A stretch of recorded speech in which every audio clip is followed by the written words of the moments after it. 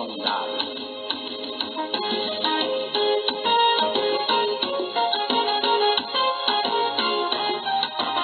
Soyez unis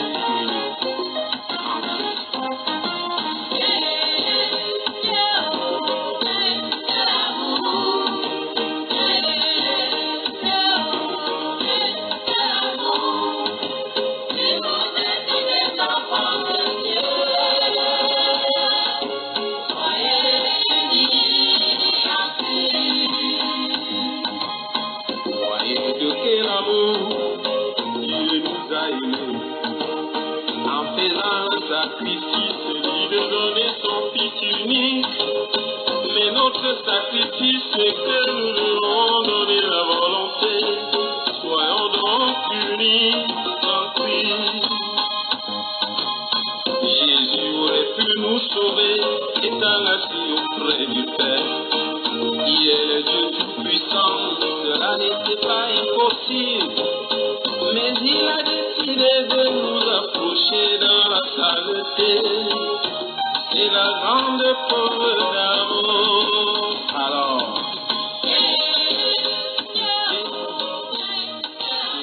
cet amour manifesté par notre Seigneur Jésus-Christ sur la croix était notre socle jusqu'à une certaine époque, avant que des loups ravisseurs ne commencent à entrer dans l'église. Et cet amour est bafoué aujourd'hui par bon nombre de prédicateurs et des prédicateurs de la Bible.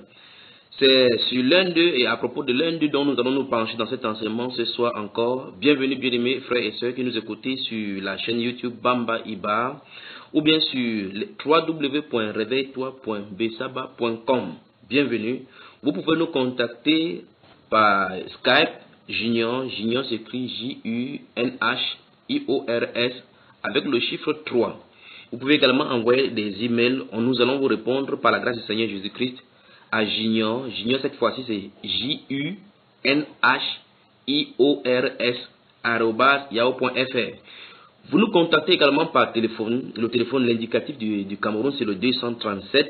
Vous nous contactez donc au 237 6 94 01 94 40 6 94 01 94 40. N'oubliez pas, nous sommes au Cameroun, donc vous commencez avec l'indicatif du Cameroun, le 237. Vous pouvez également nous contacter avec un second numéro, plus 237 toujours, 6 75 87 41 21. Je recommence encore, 6 75 87 41 21. Je salue tous les frères bien-aimés de la Côte d'Ivoire, particulièrement je pense comme ça à mon frère bien-aimé, le frère Iba Bamba, et ainsi que sa femme et tous nos enfants qui sont dans cette maison. Je salue tous ceux qui sont dans le quartier Plateau, à Yopougon et tous les autres coins de la Côte d'Ivoire, parce que nous intéresserons particulièrement un individu qui se trouve en Côte d'Ivoire aujourd'hui. Donc je vous laisse et je reviens tout de suite, tout après cette musique de Ronce. Jésus, c'est l'amour. Il est lui-même l'amour et nous devons témoigner cet amour. Ah ouais, c'est ça. C'est l'amour. C'est l'amour. C'est l'amour. C'est l'amour. Où est donc cet amour? C'est l'amour.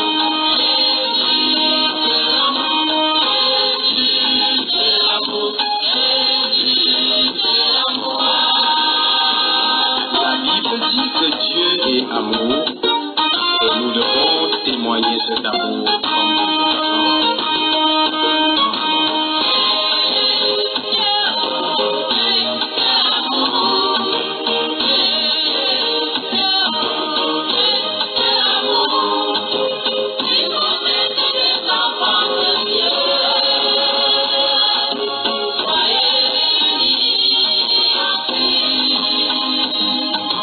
comme les hommes de ce monde et Satan sont plus intelligents.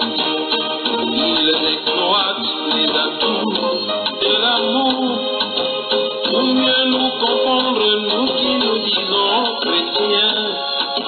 C'est là notre honte. Aïe aïe aïe. Le soula n'aime pas boire sans inviter son frère. Le rosicrucien sans eux, mais les chrétiens cherchent toujours à se diviser. Voilà qui est bizarre, mes amis. Ah, vous avez multiplié les nombres, si cela donnait la vie. Les catholiques, les protestants, les pentecôtistes, et dans chaque groupe, on trouve encore des divisions. Mais tous vous prêchez l'amour, alors c'est quoi?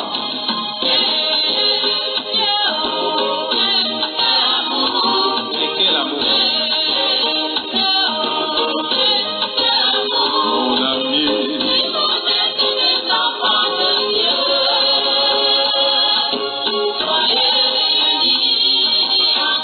amour de ma Diléona, amour c'est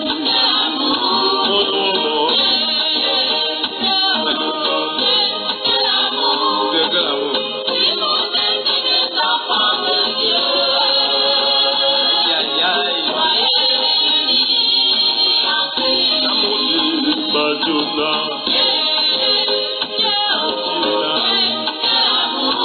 Anaya. Et quel amour. Alors,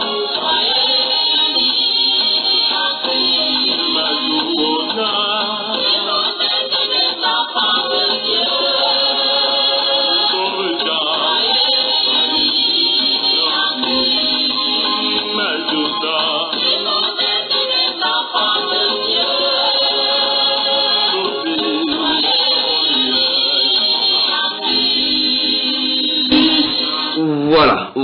Voilà. Bienvenue encore, bienvenue à tous ceux qui nous écoutent dans le monde entier, bienvenue à cette série d'enseignements consacrée à un personnage de la Côte d'Ivoire appelé Kako Philippe. Vous allez bien écouter, il s'agit bien de cet individu. Donc c'est une série d'enseignements qui va nous conduire sur plusieurs thèmes selon qu'ils abordent dans leurs écrits et dans les médias particulièrement, dans les débats télévisés. Souvenez-vous, ils sont comme, comment ils s'appellent, ce garçon d'Abdoul Majid qui aiment le débat. Parce qu'ils veulent asseoir leur doctrine et faire à ce que l'amour de Dieu quitte l'amour du Seigneur Jésus-Christ, quitte le cœur des gens. Donc, cet enseignement est principalement pour le groupe de cet individu appelé Kako Philippe, n'en plaise à ce qu'il peut dire, ce qu'il peut vociférer par la suite en écrivant ou en insultant comme est leur esprit. Et en fait, ce n'est que l'expression de ce qui est en eux qui se montre au grand jour lorsqu'ils sont confrontés à la vérité. Donc ce soir, par la grâce du Seigneur Jésus-Christ, on va écouter quelques extraits des débats et montrer le but de cet enseignement, c'est de montrer là où ils fondent leurs erreurs, là où ils font naufrage et présenter la vérité qui est au monde entier.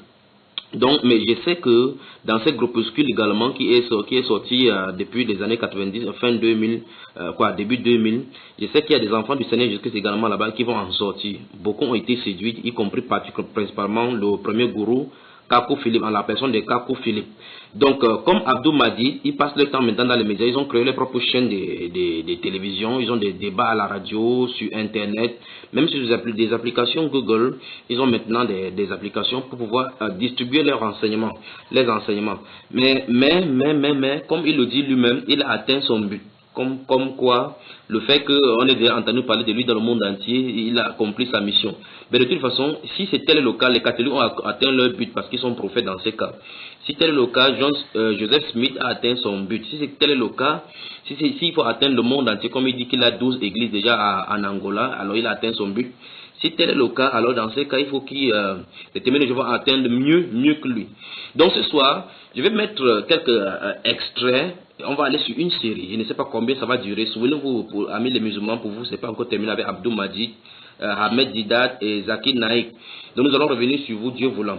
Je prie donc que le Seigneur Jésus-Christ, le Dieu Tout-Puissant, Créateur des cieux et de la terre, qui s'est révélé, manifesté dans la chair pour sauver tout ce qui lui appartient, puisse faire sortir ces brebis qui y sont. Au nom de Jésus-Christ. Donc je vous laisse écouter un premier extrait. Je vais revenir de temps en temps, je vais arrêter pour pouvoir, afin que vous compreniez la gravité des enseignements qu'ils donnent là-bas. Et je vais faire tout et tout pour aller vraiment doucement, aller dans les Écritures pour lire ce qui est écrit, afin que vous puissiez savoir quel est le vrai du faux, pour pouvoir discerner. Allons-y. Apôtre Médou, qu'est-ce qu'un prophète, puisqu'on parle des prophètes, de leur rôle, de leur mission? D'accord. Monsieur Nathan Amogo, je vais aller au pif pour dire que le mot hébreu qui veut dire prophète, c'est Nabi. Et Nabi signifie porte-parole de Dieu. Donc, un prophète, ce n'est pas un homme qui a bien mangé. Un prophète, ce n'est pas un porte-miracle, ni un porte-onction, comme nous voyons là dehors avec les Tibet, et autres.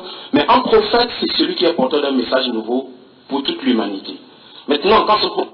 Écoutez très attentivement sa définition des prophètes. Après avoir donné la définition, la définition lexicologique du mot et étymologique du mot prophète en hébreu, il dit ici qu'un prophète c'est quelqu'un qui porte un message nouveau. C'est très important comme implication parce qu'on va y entrer dans les Écritures et selon ses propres dits sur la définition des prophètes, vous allez voir qu'il s'embourbe pleinement. Allons-y. Dieu envoie un prophète parce qu'il n'y a plus de vérité sur la terre. Écoutez très attentivement. Dieu envoie un prophète parce qu'il n'y a plus de vérité. Il n'y a plus de vérité sur la terre. Quand il vient, c'est lui qui est l'attribut et la manifestation de la parole de Dieu. Et en dehors de ce qu'il est en train de faire, tout le reste c'est le diable. Donc, j'espère que vous avez bien entendu. Donc, en dehors de ce que ce prophète est en train de faire, tout ce que le reste est en train de faire, c'est le diable. En fait, c'est le langage que Kakou Philippe. Le but, c'est de comprendre que, à moins qu'on ne suive Kakou Philippe, à moins qu'on ne suive ses écrits, à moins qu'on ne croie qu'il est la lumière de ce monde-ci actuellement, de notre époque, de notre génération, le prophète envoyé pour notre génération, nous sommes perdus pour toujours. Écoutez très attentivement, on va y revenir. Premièrement, Dieu envoie un prophète parce qu'il n'y a plus de vérité sur la terre. Écoutez parce bien. Que les voies de salut sont corrompues, parce que toute voie de vérité est corrompue. Et Dieu envoie un prophète pour apporter la lumière du monde, pour être la lumière du monde et pour apporter la lumière sur la terre. Merci. Donc vous comprenez effectivement, il dit, Dieu envoie donc dans ces conditions, dans les conditions où il n'y a plus de vérité sur la terre, Dieu envoie un prophète pour être la lumière du monde. Remarquez qu'aucun verset biblique ne dit jamais qu'un prophète est la lumière du monde en dehors du Seigneur Yehoshua, du Seigneur Jésus-Christ de Nazareth, notre Dieu sauveur. Aucun verset biblique n'applique les 168, près de 168 versions, versets parlant de la lumière dans la Bible, n'applique cela à un individu, un prophète. Donc le prophète n'est pas la lumière du monde. Nous allons voir tout au long de la démonstration. Ce n'est qu'au travers de lui qu'il peut y avoir le salut et le salut et la vie éternelle. Donc d'après ce qu'il dit, il dit ce n'est qu'au travers de ce prophète qu'il peut avoir le salut et la vie éternelle n'est qu'au travers de ce prophète. Or, ceci c'est un pur mensonge du diable que nous allons voir plus tard parce que le but c'est de faire focaliser les êtres humains sur Kakou Philippe afin de croire que tant qu'on ne croit pas en lui, on n'a pas la vie éternelle. Or, la Bible est claire, la vie éternelle se trouve dans le Fils Jésus-Christ. C'est ce que Jean chapitre 17 verset 3 nous révèle. C'est ce que 1 Jean chapitre 5 les versets 11 à 13 nous révèlent que je vous écris ces choses afin que vous sachiez que vous avez la vie éternelle, vous qui croyez au Fils de Dieu. C'est ceux qui croient au Fils de Dieu qui ont la vie éternelle. Il n'est pas dit nulle part qu'on croit à un prophète pour avoir la vie éternelle. Il n'est jamais dit nulle part qu'on croit au prophète. Je vais revenir avec 2 Chroniques 20-20 et Osée au chapitre 12 verset 14. Dieu fit sortir par un prophète, il fit sortir les enfants de l'Égypte et par un prophète les garde. On va revenir tout au long de l'enseignement. Donc si vous avez suivi ici, ceci c'est la première des séries. La première vidéo que vous avez suivie, cherchez dans d'autres avec l'intitulé avec Kakou Philippe, vous allez entendre des explications. Donc, parce que c'est méticuleux, il faut que j'aille de façon méticuleuse là-dedans pour entrer dans les Écritures. Donc, souvenez-vous, il a dit que quand il y a l'obscurité sur la terre, Dieu envoie le prophète et en dehors de lui, pour toute autre chose que les gens sont en train de faire, c'est du diable. Et ce n'est qu'en ces prophètes-là qu'on a le salut. Écoutez très bien ce qu'il a dit. Ce n'est qu'en ces prophètes qu'on a le salut et la vie éternelle. Écoutez. Il me semble que d'après nos investigations, on nous a informé que vous brûlez les Bibles et que toutes les autres églises en dehors des cris de minuit sont des canaries de fétiche. Qu'en est-il? Très bien. Pour parler de brûler les Bibles, en fait nous ne brûlons pas les Bibles, mais nous brûlons les fausses versions de Bible que sont les Bibles top, lui, seconde, traduction du monde nouveau, qui ne sont rien, ce ne sont pas des Bibles, ce sont des canaries de fétiche. Donc d'après ce qu'il dit, il ne brûle pas la Bible, mais il brûle les autres, les versets dont il a cité là-bas sont des canaries des fétiches. Pour lui, donc, ignorait pas, ce ne sont pas des Bibles, ce sont des canaries fétiches, des filets de Satan tendus pour pouvoir attraper l'humanité. Et par conséquent, Dieu aurait révélé, c'est la révélation du prophète, c'est ça qui fait de lui vraiment, s'il y a une révélation claire qui le distingue vraiment, selon lui, c'est celle-ci, puisque c'est, enfin, écoutons son apôtre. Non, voyez-vous, quand Dieu envoie un prophète, c'est parce que toute la terre est dans les ténèbres. Nous étions là, nous pensions que lui seulement était une Bible, David était une King James était une Bible, mais c'est un prophète qui vient ouvrir les yeux, c'est un prophète qui vient apporter la vérité sur la terre. Et le prophète de cette génération, le prophète Kakou Philippe, dit que les Bibles top, lui second, traditions du monde nouveau, ce sont des canaux d'écriture, ce ne sont pas les Bibles. Donc vous entendez effectivement pourquoi ces disciples ont subi vraiment un lavage de cerveau pour traduire et retranscrire ce qu'il a dit. Par conséquent, personne n'est à même de juger ce prophète. Personne ne peut dire qu'il a tort. Enfin, sur quel plan d'abord, qui sur la terre pourra juger un prophète, puisqu'en fait c'est les Écritures ainsi. Donc il faut au moins qu'il se mette derrière au standard des prophètes messagers, afin que sur la terre personne ne soit capable de le juger. Donc ici il dit qu'il était dans l'obscurité, il pensait que c'était la Bible top, de toute façon monde nouveau, enfin ne citons pas ce cas-là. De toute façon Louis II était des Bibles jusqu'à ce que le prophète de cette génération s'y vienne. Donc d'après lui, c'est quoi? C'est Kako Philippe qui est venu mettre en lumière, et Dieu lui aurait dit à Kako Philippe que les autres Bibles, toutes les autres Bibles sont fausses en dehors des Dabi. On va revenir sur un sujet particulièrement de la Bible dans un autre enseignement clair par rapport à tout cela. Et je profite donc de l'occasion pour dire que si Kako Philippe reçoit la révélation, puisque d'après ce qu'il a dit comme définition, lorsqu'on demande de brûler, c'est tout simplement parce que Dieu aura révélé et qu'aucune personne ne l'aura fait. Si c'était le cas, pendant le Moyen-Âge, c'est que les catholiques ont été envoyés par Dieu pour brûler toutes les écritures qui circulaient dans son empire en ce moment-là. Donc Kako Philippe est en retard de plus de 1500 ans des révélations. Les catholiques en ont brûlé. Ils ont brûlé même ceux qui en possédaient. Continuons ici. S'il y a un seul Dieu au ciel, il doit y avoir un seul livre sur la terre. D'ailleurs, vous avez cette multitude de traditions qu'on a revues, qu'on a corrigées, qui se contredisent. C'est parce que tout cela, c'est le diable. Donc maintenant, voici donc ce qu'il vient de déclarer, et peut-être il ne sait pas ce qu'il a déclaré. Il dit qu'il y a un seul Dieu au ciel, et il doit avoir aussi un seul livre sur la terre. Or, nous voyons effectivement que Biblia, veut dire, c'est un ensemble de livres. Or, il est clair que Moïse a écrit les 5 premiers livres, Genèse jusqu'à Deutéronome, ça fait déjà 5 livres. Or, lui, il vient de dire qu'il doit avoir un seul livre sur la terre. Jérémie, et comme il dit, Jérémie a son livre, Ézéchiel a son livre, ça fait déjà plein. Donc, s'il y en a 27 prophètes, il y a 27 livres déjà d'entrée qui sont connus dans la Bible. Alors, forcément, ils sont de ces bobés sans savoir de quoi il est question. Quand on parle de livres, ce n'est pas parce qu'on a compilé de cette façon-ci maintenant qui est le problème. Ce n'est pas ça le problème. Et ce n'est pas ça qui est le livre, non. Les livres sont nombreux. Il y a le livre de Jean, le livre de Pierre, le livre de ceci. Alors maintenant, quand tu dis donc qu'il doit y avoir un seul livre sur la terre, de quel tu en as de parler? Pourquoi ne pas éliminer tout simplement un des livres, Ésaïe par exemple, ou bien Genèse par exemple? De toute façon, dans un autre enseignement, je crois que vous allez les entendre dire ici, que pour eux, la Bible c'est un livre d'histoire, un manuel. Et Kako Philippe lui-même explique que si quelqu'un conduit, donc c'est un rétroviseur du passé, si quelqu'un conduit son véhicule en regardant au rétroviseur, il n'aura pas fait 1 kilomètre, il va faire de l'accident. Donc il veut dire que tant qu'on va continuer à regarder dans la Bible, on va faire naufrage. Or la Bible est pleine de prophéties qui ne se sont pas encore réalisées. Avançons ici. Normalement, si vous êtes un peu intelligent, vous devez comprendre que deux versions de Bible qui se contredisent et qui sont en opposition, cela prouve simplement que c'est l'œuvre de Satan, c'est le diable. Donc sur cette base, on s'attendrait à ce qu'il n'y ait point de contradiction dans la Bible que Dieu aurait révélé à son prophète messager pour cette génération. Donc on s'attendrait, je vais y revenir, on s'attendrait à ce qu'il n'y ait point de contradiction même dans la Bible, ni même apparente dans la Bible que le prophète messager aurait révélé pour les gens de cette époque, en l'occurrence la Bible d'Abi. Donc ici, donc, je lance donc le défi donc, à tous les catholiques qui entendent et qui vont vociférer donc tous les traits enflammés du malin. Mais c'est sans effet au nom du Seigneur Jésus-Christ de Nazareth.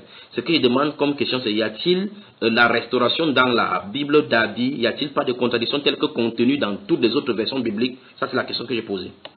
Il vient nous dire qu'aujourd'hui, la Bible c'est d'Abi. C'est la version, ce n'est pas une version de Bible, mais c'est la Bible. Merci, soyez précis. Donc il dit c'est la version, c'est la Bible d'Abi, c'est la Bible, ce n'est pas une version biblique. Pourtant, lorsque nous utilisons effectivement, nous ouvrons le 4e de couverture de la Bible d'Abi, nous voyons effectivement comment la Bible déclare, et il s'est écrit effectivement ici que c'est la Sainte Bible qui comprend l'Ancien et le Nouvel Testament, traduit des textes originaux par John Nelson Darby. Nouvelle édition, la publication chrétienne. Donc nous voyons effectivement que la Bible est structurée de la même façon que les autres Bibles. Et on va y revenir véritablement. Continuons l'écoute.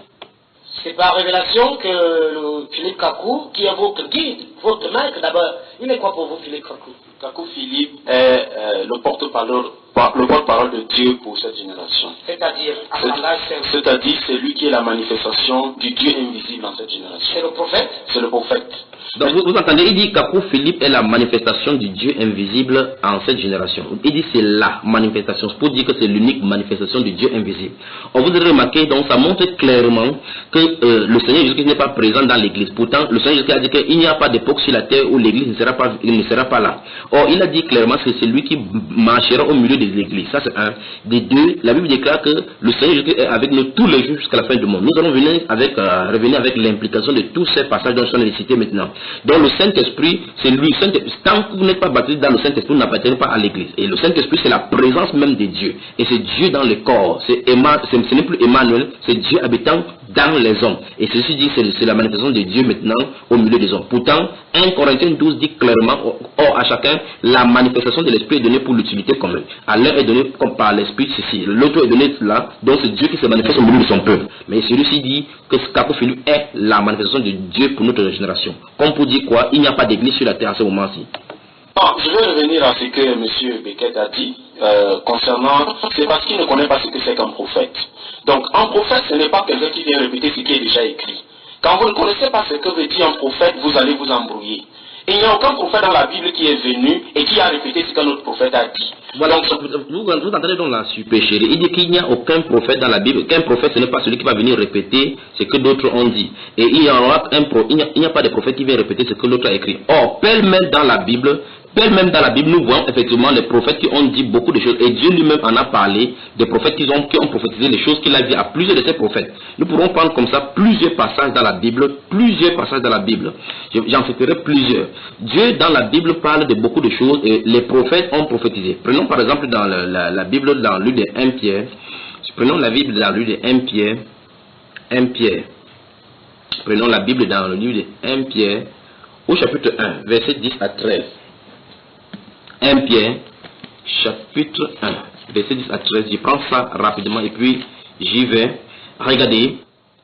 Écoutez, je vais revenir également avec ces versets. Dans le premier épître de Pierre, le verset, premier épître de Pierre, chapitre 1, verset 10 et 11 dit: les prophètes qui ont prophétisé touchant la grâce qui vous était réservée ont fait de ces saluts l'objet de leur recherche et de leur investigation. Le verset 6 nous dit que ce sont les prophètes qui ont prophétisé touchant la grâce qui vous était réservée. Donc l'apôtre Pierre ne s'adresse aux chrétiens maintenant en disant que les prophètes d'antan, les prophètes au pluriel, ces prophètes-là ont prophétisé touchant la grâce qui vous était réservée. Donc plusieurs prophètes ont parlé de cette même grâce-là, puisque c'est une seule chose, c'est la seule grâce. Donc les prophètes en ont parlé. Et nous allons voir effectivement le Seigneur Jésus lui-même va dire dans le livre de Luc chapitre 21, allons dans Luc, avant d'y revenir, enfin finissons ici. Les prophètes qui ont prophétisé, touchant la grâce qui vous était réservée, ont fait de ce salut l'objet de leur recherche et de leur investigation, voulant sonder l'époque et les circonstances marquées par l'Esprit de Christ qui était en eux. Donc l'Esprit de Christ qui était en eux et qui attestait d'avance les souffrances de Christ et la gloire dont on serait suivi.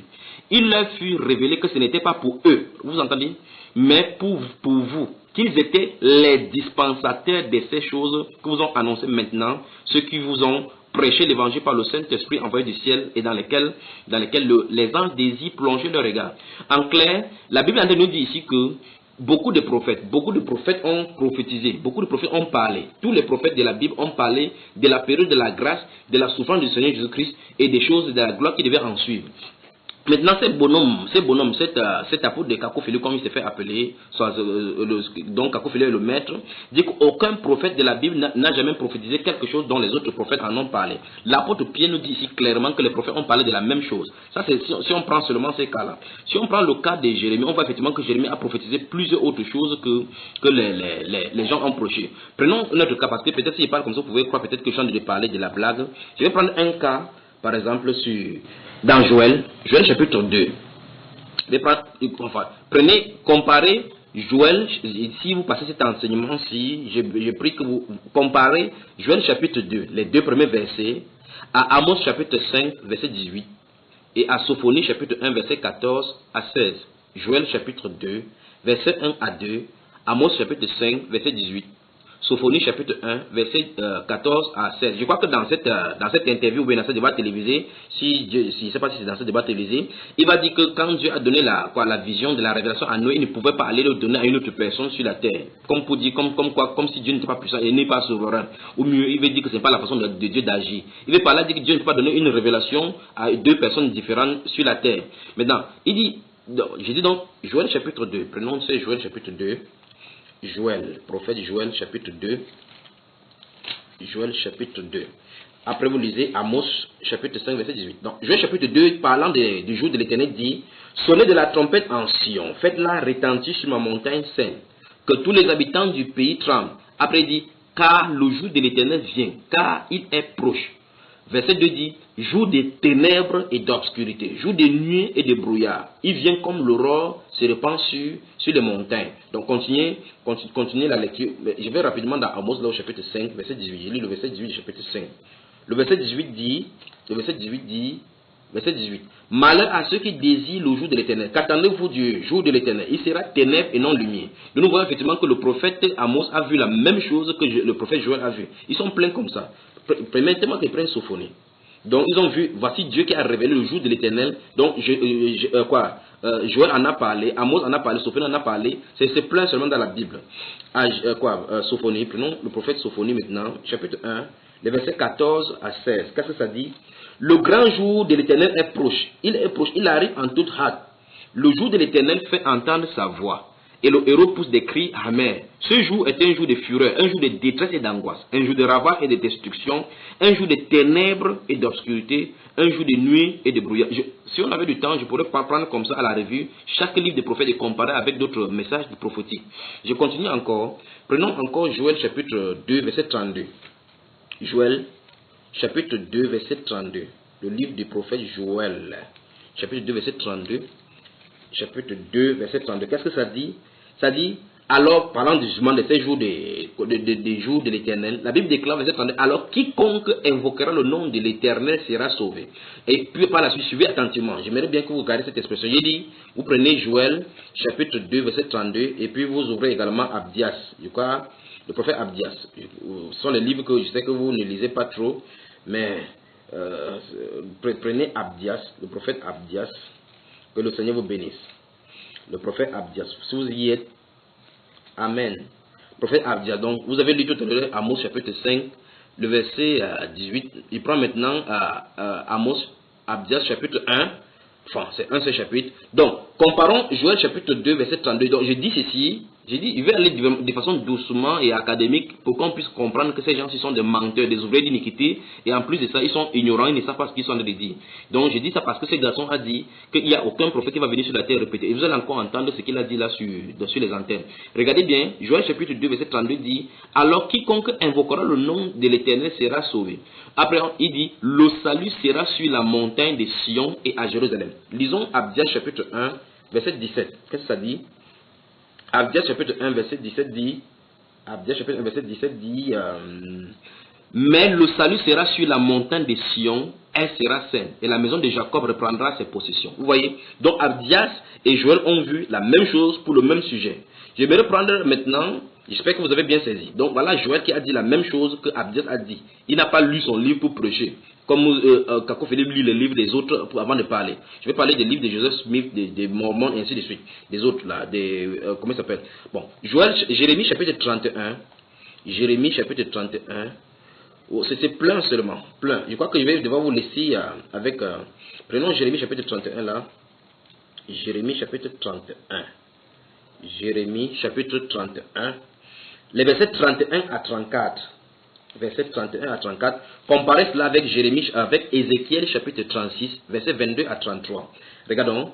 Verset 31 à 34 de Jérémie 31 dit, voici les jours viennent, dit l'Éternel, où je ferai avec la maison d'Israël et la maison de Juda une alliance nouvelle.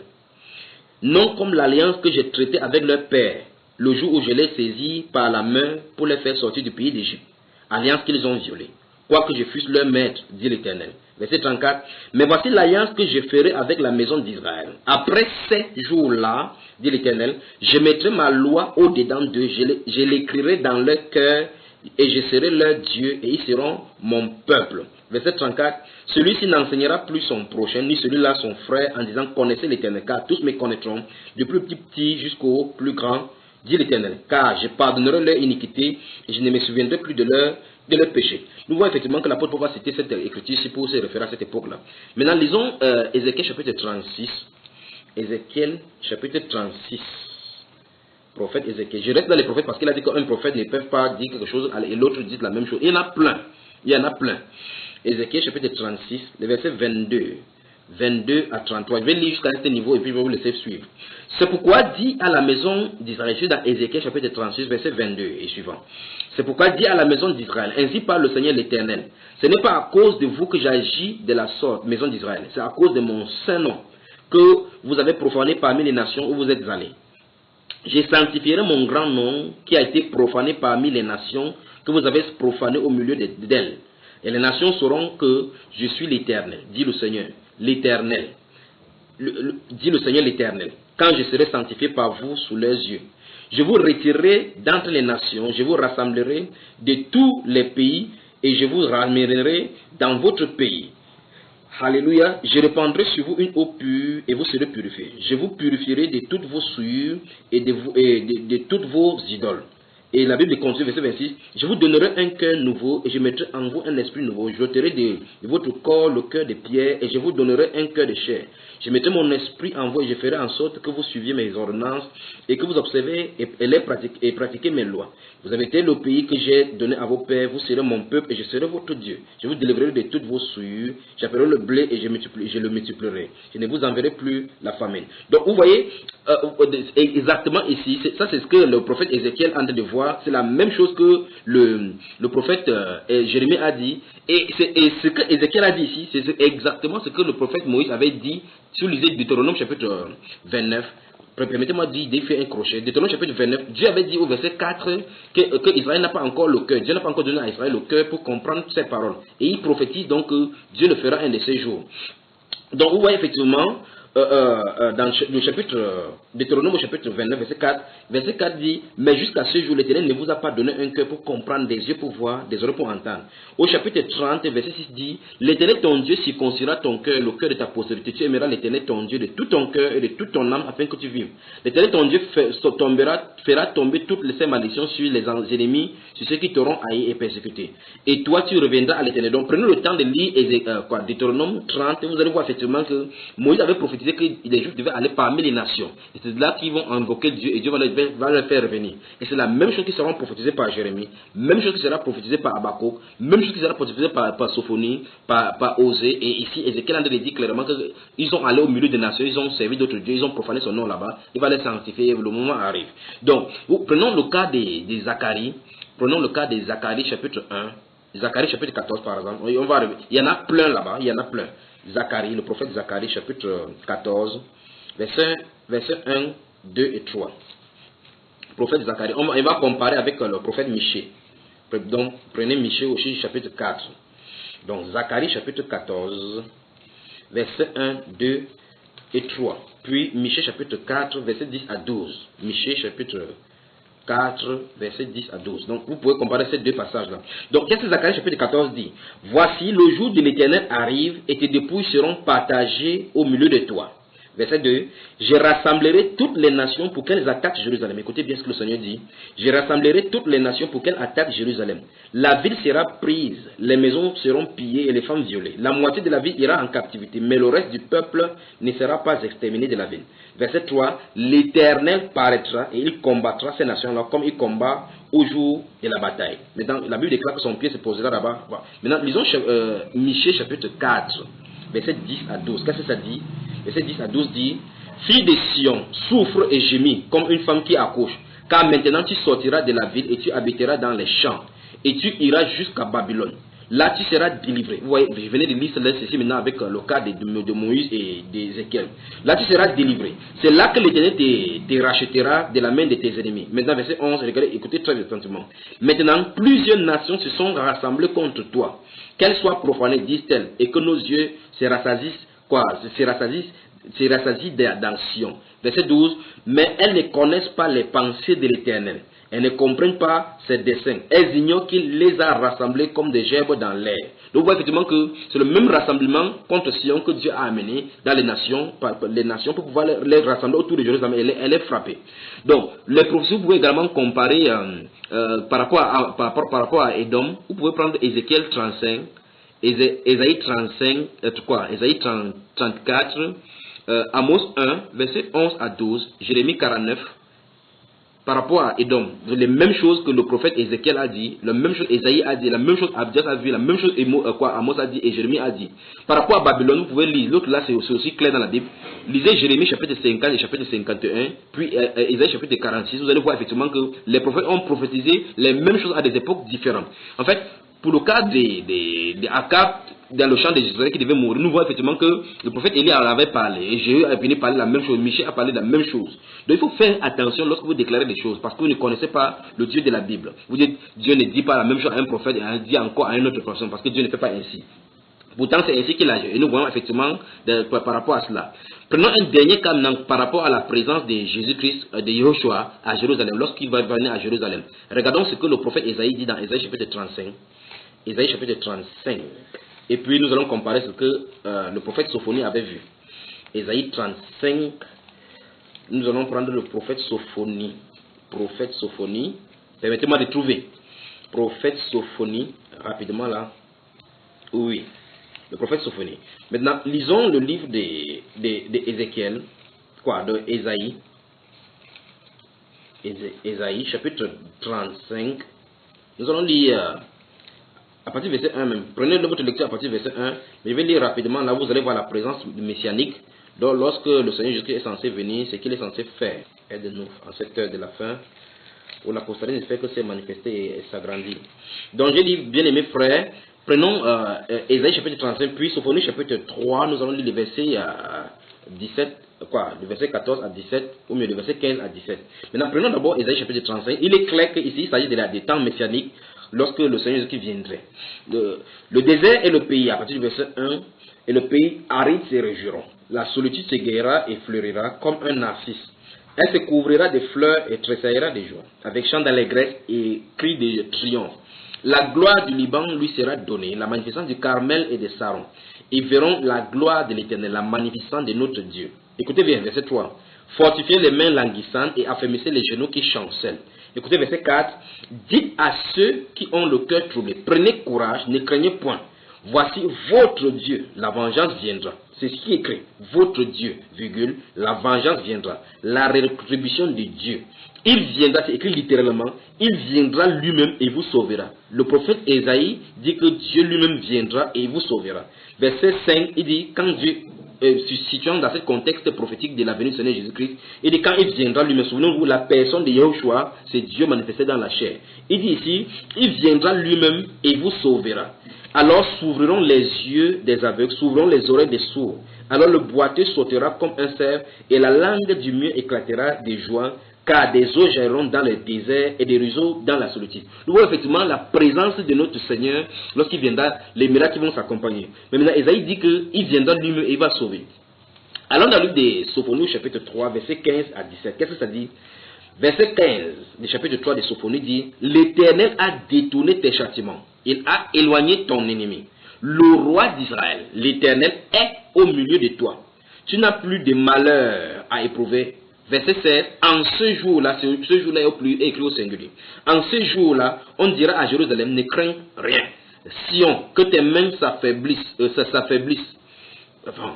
Sion, que tes mains ne s'affaiblissent pas.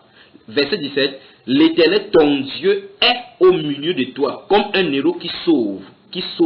Il fera de toi sa plus grande joie. Il gardera le silence dans son amour. Il aura pour toi des transports d'allégresse. Après il dit, j'ai rassemblé ceux qui sont dans la tristesse, loin des fêtes solennelles, ceux qui sont sortis de son sein, de ton sein, l'opprobre pèse sur eux. Donc, on voit effectivement comment Dieu, le Sophonie va même plus loin pour dire exactement ce que Jérémie en a dit, Ésaïe en a dit, que dans il va se garder le silence. Et effectivement, c'était écrit dans le livre d'Ésaïe chapitre 53 qu'il va garder le silence lorsqu'on va l'interroger. Donc, Dieu parle plusieurs choses et à plusieurs fois dans la Bible. La Bible est une répétition du plan de Dieu. La Bible est une répétition du plan de Dieu sur plusieurs aspects et qui construit ensemble et mis ensemble présente le glorieux et magnifique Seigneur et Sauveur Jésus-Christ, notre seul et unique Sauveur. Amen. Donc écoutez encore les bêtises de ces garçons. Il doit rectifier cela, parce que dans sa Bible, il y a le livre de Jérémie, il y a le livre d'Ézéchiel, le livre de Daniel, et aucun prophète n'est jamais venu répéter un autre.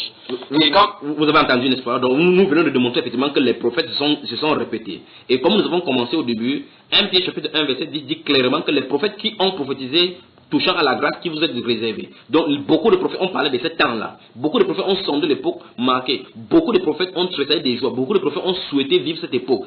La Bible déclare clairement, il leur fut dit. Il n'est pas été dit que c'est un seul prophète qui a dit et lui a été dit. On a dit, il leur fut dit. Donc beaucoup de prophètes ont touché à cela. Donc quand vous lisez le livre de Luc au chapitre 24, revenons-y maintenant.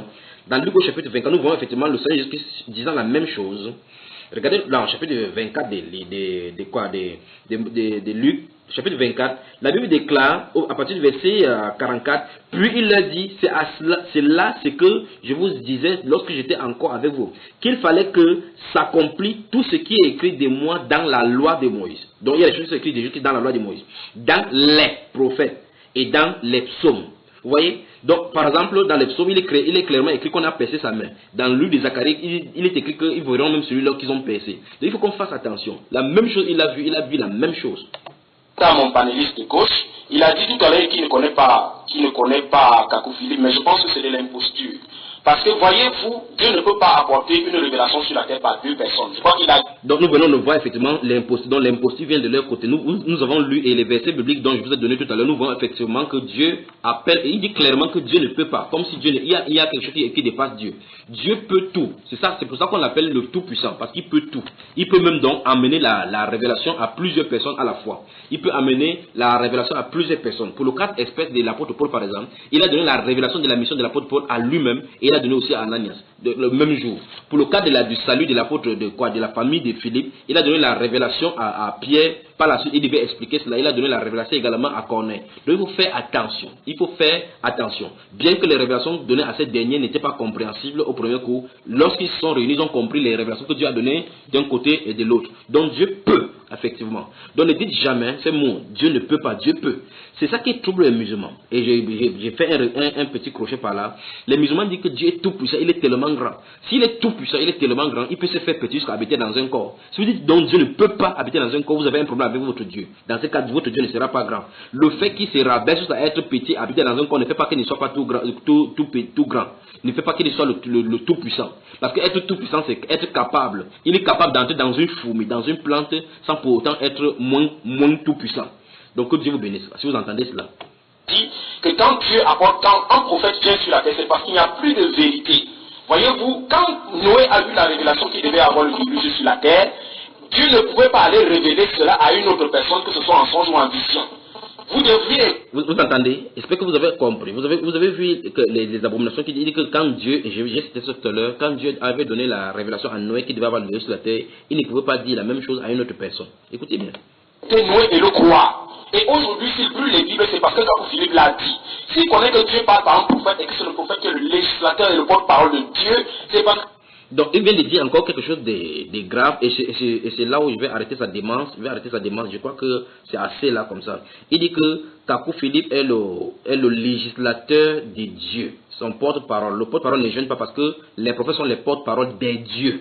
Donc là, ça ne gêne pas. Qu'il soit prophète, c'est vrai. Il est vraiment un prophète, mais un vrai faux prophète. Donc, ce qui gêne avec la Bible, avec les Écritures, parce que nous devons juger quoi que ce soit par rapport à ce qui est écrit. Quand l'apôtre Paul, qui était l'apôtre messager, prêchait, on examinait pour savoir si tout ce qu'il disait était scripturaire. Ça, c'est la première référence et c'est authentique dans Actes chapitre 17, verset 11. Donc, on vérifiait si ce qu'il enseignait était scripturaire. Donc, nous allons vérifier. Et nous allons vérifier. Et manifestement, l'écriture arrête ce bonhomme de Kakou Philippe et tous ses acolytes. Donc, ce garçon, celui-ci vient de dire que Dieu ne fait rien. Enfin, il dit que celui-ci, un panéliste du plateau doit devoir admettre que Kakou Philippe est le législateur de Dieu. Est le législateur maintenant. Or, dans la Bible, si vous lisez votre Bible bien aimée, le mot législateur, le terme législateur est utilisé 3 fois dans 3 passages différents. Donc, 2 dans l'Ancien Testament et 1 fois dans le Nouveau Testament. Dans l'Ancien Testament, dans Deutéronome chapitre 33, le verset 21. Deutéronome chapitre 33, le verset 21. La Bible déclare, il a choisi les prémices du pays, car là est caché l'héritage du législateur. Il a marché en tête du peuple. Il a exécuté la justice de l'Éternel et ses ordonnances envers Israël. Nous voyons effectivement, on dit que c'est l'héritage du législateur. Nous voyons effectivement que l'héritage ici est mis pour Israël. Donc le législateur est mis pour l'Éternel. Donc les prémices du pays. L'héritage de Dieu, c'est Israël. C'est sa portion. Donc l'héritage, c'est Israël, appartient au législateur qui est Dieu. Et cela est confirmé dans Ésaïe chapitre 33 encore. Donc j'ai donné Deutéronome chapitre 33 verset 21. Ésaïe chapitre 33 verset 22 dit, car l'Éternel est notre juge, virgule. L'Éternel est notre législateur, virgule. L'Éternel est notre roi. Donc l'Éternel est en même temps juge, législateur et roi dans ces passages. C'est lui qui nous sauve. Et nous voyons effectivement qu'il est sauveur. Donc, dans le verset 33, le verset 22 de Ésaïe 33 dit clairement que l'Éternel, est juge, législateur, roi et sauveur. Donc, les 4 attributs de notre glorieux Seigneur se trouvent ici manifestés. Chapitre 4, déjà, verset 12, déjà 4, c'est le seul endroit dans le Nouveau Testament où le législateur est mentionné. Dans Jacques 4, verset 12, la Bible déclare un seul est législateur et juge. Et nous venons de voir Ésaïe chapitre 33, verset 22, pour montrer effectivement dans cette phrase d'Ésaïe chapitre 33, verset 22, les 4 attributs de notre grand Dieu et sauveur, Jésus-Christ se trouve là-bas, juge, législateur, roi et sauveur. Et Jacques nous dit par le Saint-Esprit, le puissant Saint-Esprit envoyé du ciel, dit clairement que c'est un seul qui est législateur et juge. C'est celui qui peut sauver et perdre. Donc, et il continue, mais toi, qui es-tu qui juge le prochain? Donc, nous voyons effectivement ici que le législateur et le juge, ce n'est qu'une seule personne qui peut sauver et perdre. Et nous voyons effectivement comment Dieu a prouvé sa capacité à laisser perdre ses brebis, puis venir les sauver. Et il les a sauvés, et il a dit clairement qu'aucune ne s'égarera. Donc, Dieu a promis qu'aucune de ses brebis ne s'égarera dans Jean chapitre, au chapitre 10. Donc, mon cher ami, il n'y a pas de législateur, il n'y a pas de prophète qui est jamais appelé dans la Bible législateur, jamais. C'est Jésus-Christ de Nazareth seul qui est législateur et juge. Donc, écoutez encore très bien, écoutez bien. Donc, je crois que vous avez entendu ces blasphèmes dont il a parlé. Ce sont des blasphèmes comme ça, pour montrer effectivement que petit à petit, ce garçon de Kako Philippe est en train de s'ériger au même statut. Enfin, nous allons voir. Il prend exactement la position de Christ. Bien que dans ses prédications, il va mettre Jésus-Christ, il va prier, il va mettre Jésus-Christ. Ce n'est pas ça le problème. C'est pour embouber les gens, les enfiler, puis les entraîner à la perte. Écoutons. C'est Kako Philippe qui l'a révélé. Donc je crois qu'il doit avoir l'humilité de reconnaître qu'il a lu Kako Philippe. Donc j'en reviens à ce qu'il dit. Je dis, un prophète est la lumière du monde. C'est terrible seulement, c'est terrible. Donc il vient encore de donner un autre blasphème. Il dit, un prophète est la lumière du monde. Vous ne verrez aucun verset biblique qui dit qu'un prophète est la lumière du monde. Vous ne verrez aucun prophète de la Bible se targuant être la lumière du monde.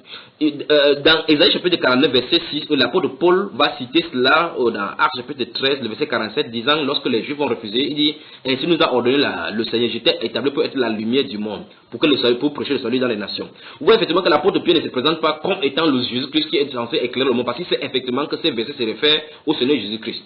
Donc, près de 168 fois, le thème lumière va arriver dans la Bible. Et plusieurs fois donc, la lumière, ça doit être donné plusieurs connotations. Clairement, nous voyons effectivement que dans la connotation biblique, la lumière va se référer tantôt aux enseignements. Comme Proverbe chapitre 6, le verset 23 le dit, que l'enseignement est une lampe, l'écriture est une lampe et l'enseignement une lumière. Donc nous voyons effectivement, au chapitre 4, verset 18, lisez ce que ça dit par rapport à la lumière du juste. Nous voyons également que dans le livre de 2 Samuel chapitre 22 et chapitre 23, David appelle Dieu là-bas, Dieu est ma lumière. Nous voyons également cela dans le livre des Psaumes, dans le livre de Michée également. Donc nous, Michée particulièrement, Michée chapitre 7, le verset 8. J'espère bien aimé que je ne vais pas vite, parce que vraiment avec ce que Satan est en train de faire en Côte d'Ivoire et partout dans le monde entier, je suis obligé de me lever ainsi. Donc, je parlais de la lumière. Comme il a dit qu'un prophète, donc c'est la lumière du monde. La terminologie lumière du monde est utilisée à 2 connotations dans la Bible. 1, pour les enfants de Dieu. 2, Dieu pour Jésus-Christ lui-même. Donc, Jésus-Christ est la lumière du monde. Vous allez voir effectivement, lorsqu'il va citer le livre de Jean au chapitre 9, je vais y arriver pour que nous disions là-bas, et puis nous travaillons sur la terminologie lumière du monde. Dans le livre de 1 Thessaloniciens chapitre 5, verset 5, la Bible nous appelle les enfants de la lumière. Jésus, notre Seigneur, nous a dit dans Matthieu chapitre 5, le verset 13 à 16, que vous êtes la lumière du monde. Dans Jean chapitre 8, il dit, tous ces versets qui sont cités, nous allons y revenir. Dans Jean chapitre 8, verset 12, il a dit que je suis dans le monde. Quiconque croit en moi aura la lumière de vie en lui-même.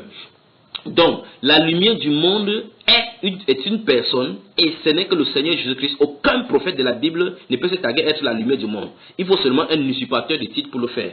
Écoutez. Sans un prophète, on ne peut pas parler de Dieu.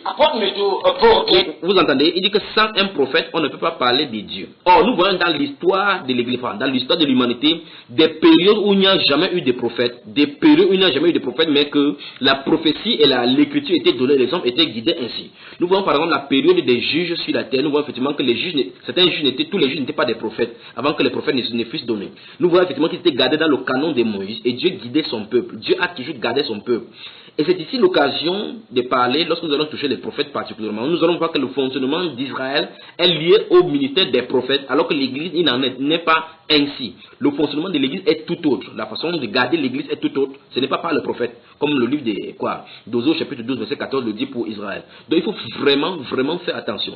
Donc celui-ci dit il n'y a pas que les prophètes, Dieu va toujours donner Dieu. On connaît Dieu seulement par les prophètes. Ce n'est pas seulement par les prophètes. Il y a des gens qui ont écrit la Bible dans les personnes de la Bible qui ne sont pas des prophètes.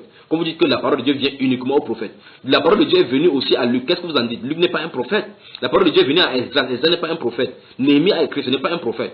Donc il faut faire attention. Lémiel, qui n'était même pas un arabe, qui n'était même pas un juif, a écrit la portion des livres des proverbes. Et c'est écrit, c'est contenu là-dedans. Vous voyez? Donc faites attention lorsque vous déclarez. Cerner cette notion, il serait plus judicieux de faire un pas en arrière et parler bien sûr des prophéties dans les écritures hébraïques et des prophètes même.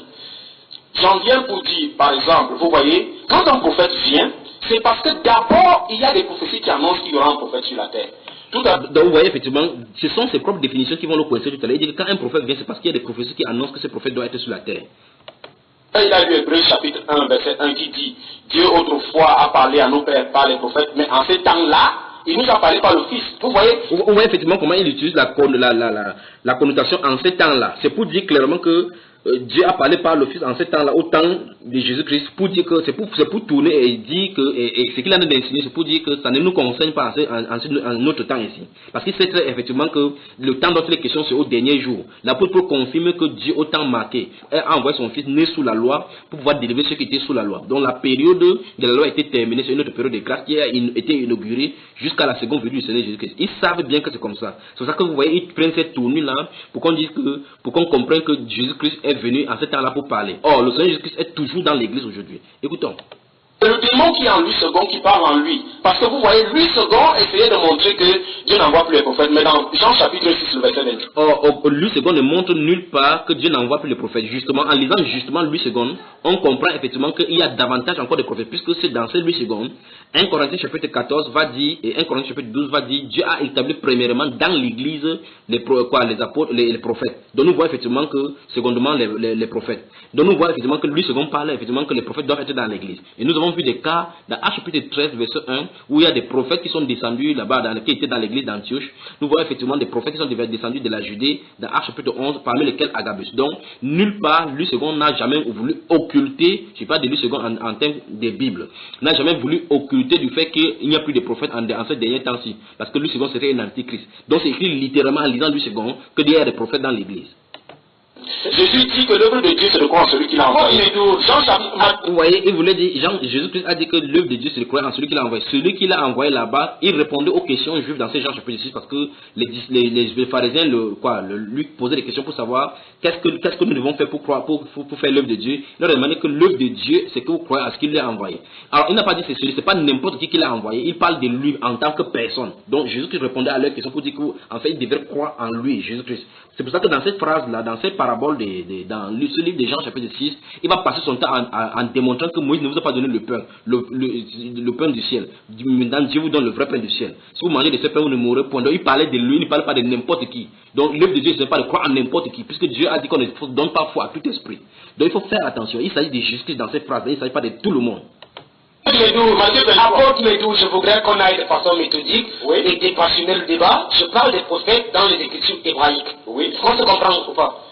Allez-y plus clairement. L'évocation des prophètes dans les écritures. Donc, oui, effectivement, tellement ils sont passionnés par Kakou Philippe que même les questions que les journalistes leur posent, ils ne parviennent pas à saisir la quintessence ni la profondeur de la question. Tellement ils sont versés de l'esprit de Kakou Philippe qu'ils ne comprennent pas les questions et ils répondent à d'autres questions en versant dans de la démagogie. Ça veut dire de Genèse à Malachie. Dieu a envoyé les prophètes autrefois pour venir apporter la parole de Dieu. Et ça a toujours été... C'est le tout premier prophète. Voilà. a été le tout premier prophète. Nous voyons qu'il y a, nous pouvons même... Vous voyez, quand l'écriture est posée de cette façon-ci, c'est ambigu. Je crois que c'est le Saint-Esprit qui a posé ces garçons de Nathan pour pouvoir poser cette question. Et vous allez voir, le bégaiement montre clairement le doute et de l'esprit de Kakou Philippe. Écoutez très bien. Il dit que Adam était prophète. Il dit nous pouvons dire que Adam était prophète. Donc il n'est même pas sûr. Il a de vouloir amener une conjecture. Il n'est pas sûr que Adam était prophète. Écoutez, il va justifier le pourquoi il a de dire qu'Adam est prophète. Mais souvenez-vous qu'il avait dit que les prophètes sont envoyés sur la terre lorsqu'il n'y a plus de vérité sur la terre. Ça c'est un. Les prophètes sont envoyés sur la terre lorsque la voix de la vérité a été calomniée pour amener la voix de salut. C'est eux qui sont à la lumière du monde. Écoutons maintenant par rapport à Adam. Adam était prophète parce qu'il était porteur d'un message pour Ève. Donc Adam est le tout premier prophète. Donc, alors question. Y avait-il des vérités qui manquaient sur la terre et que Adam devait venir prêcher par rapport à la définition des prophètes donnée? Parce que pour pouvoir justifier la venue de Kakou Philippe, il faut qu'ils disent que quand les prophètes viennent sur la terre, c'est parce que la vérité a été pervertie. Quelle vérité avait été pervertie pour que Dieu envoie Adam sur la terre? Ça c'est un. De deux, Adam est venu avant Ève. Donc Adam était d'abord le prophète. Puisque d'après sa définition, les prophètes doivent venir quand les vérités sont déjà, quand la vérité est pervertie. Quelle vérité était pervertie pour que Dieu envoie Adam sur la terre prêcher et à qui devait-il prêcher? Ici, il dit que Adam était porte-parole parce qu'il avait un message pour Ève. Ou est-ce que Ève avait détourné avant qu'il devait lui prêcher le message? Ou est-ce que, écoutez très bien.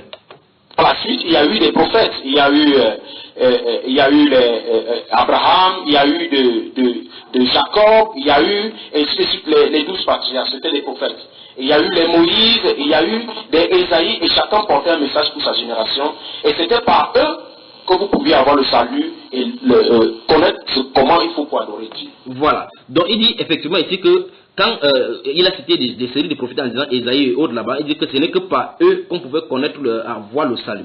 Or, nulle part dans la Bible, et c'est ça le vrai problème, c'est que lorsqu'on ne connaît pas la dispensation d'Israël, ou bien et le plan parfait même du salut par rapport à Dieu, nulle part il n'est prévu que Dieu envoie les prophètes sur la terre pour le salut. Non. Les prophètes venaient comme ça pour annoncer, pour témoigner du fait que quelqu'un qui donne le salut, celui qui donne le salut, parce que la Bible déclare que dans ces livres d'Ésaïe particulièrement, la Bible déclare que la loi sortira de moi, et le salut sera prêché jusqu'aux extrémités de la terre. Et c'est cette loi-là qui sera la lumière des nations.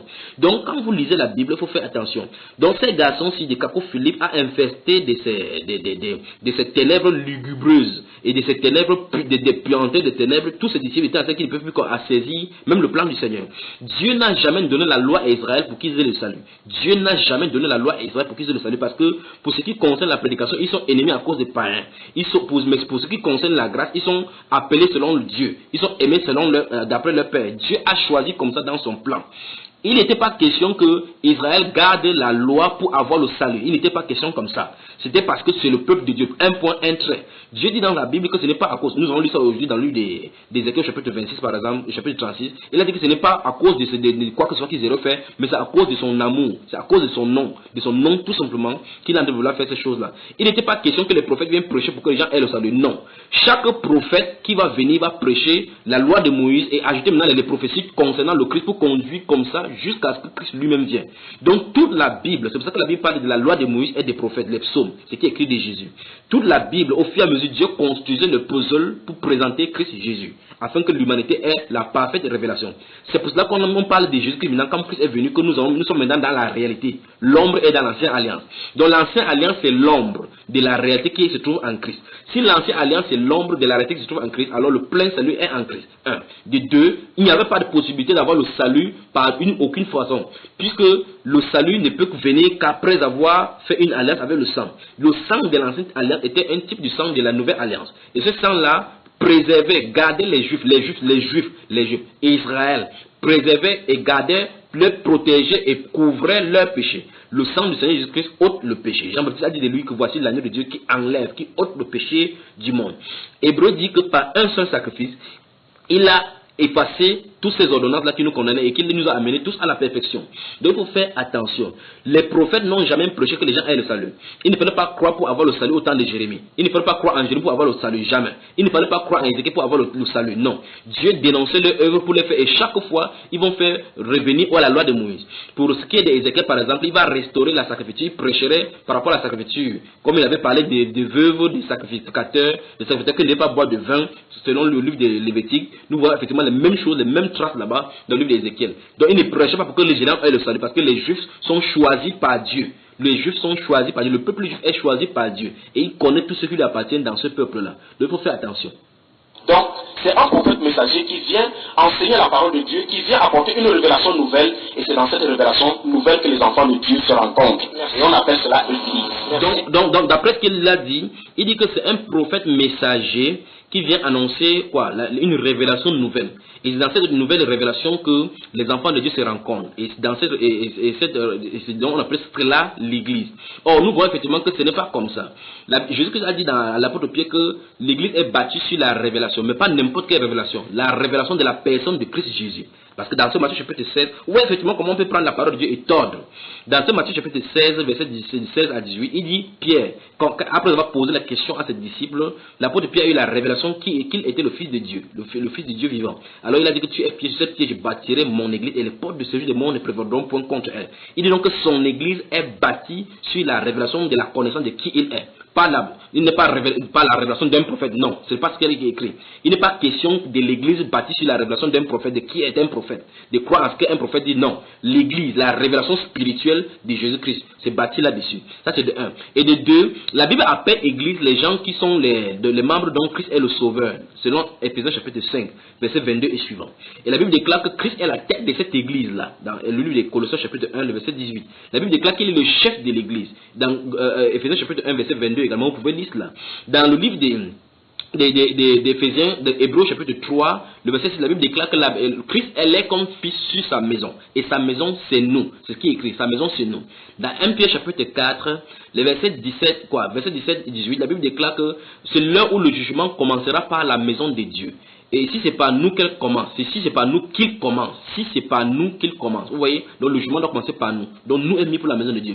Et 1 Corinthiens chapitre 12 verset 13 dit que nous avons été abreuvés dans un seul esprit, nous avons été baptisés dans un seul esprit pour former un seul corps. Donc appartient à l'église de Jésus-Christ ceux qui sont baptisés dans le Saint-Esprit. Il ne s'agit pas de croire à un prophète quelconque messager qui soit venu sur la terre. Ça c'est du pure mention diabolique. Gardons nos yeux ouverts et nos cœurs éveillés, afin de reconnaître les loups déguisés, car dans les derniers temps viendront de faux docteurs, essayant de séduire l'Église du Seigneur.